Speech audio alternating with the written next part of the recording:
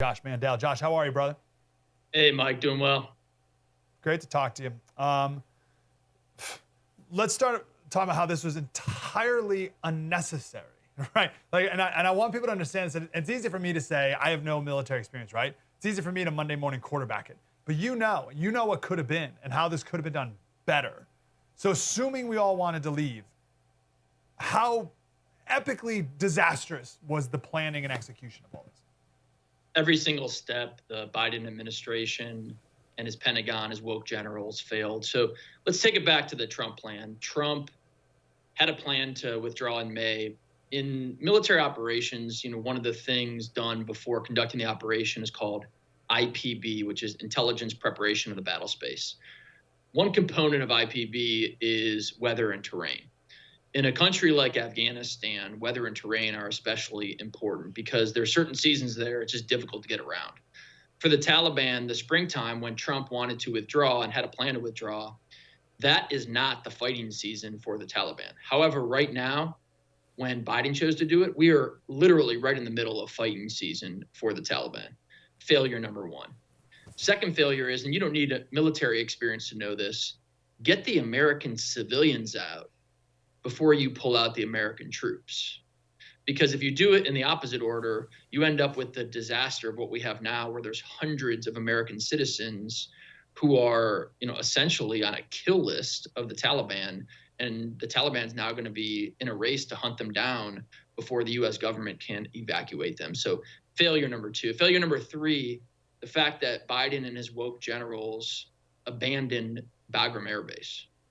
Arguably the worst decision in the history of commander-in-chief military decisions in the history of this country.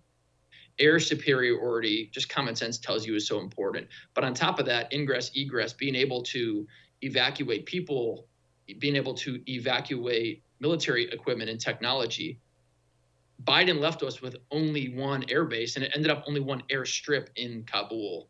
And heads should roll for that decision alone.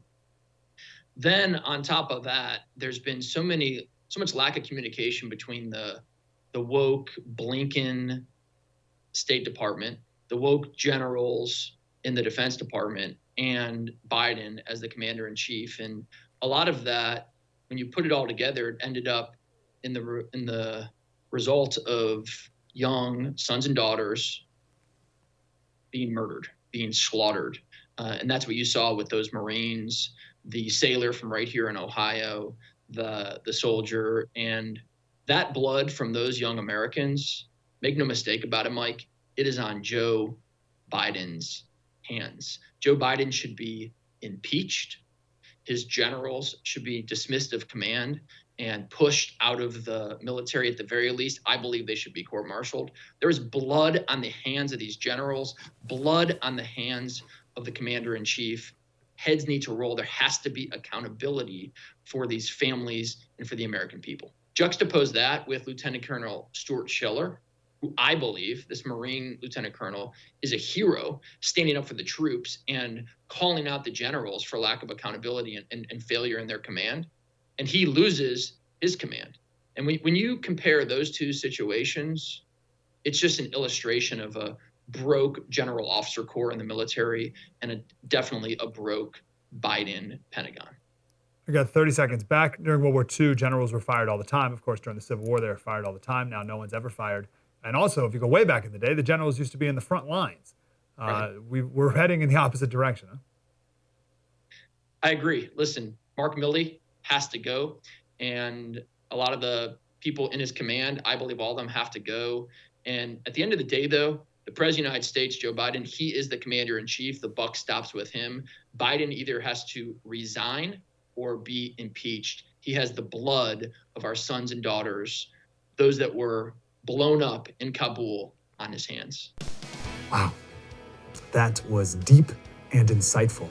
I want more of that. Like, subscribe, get more.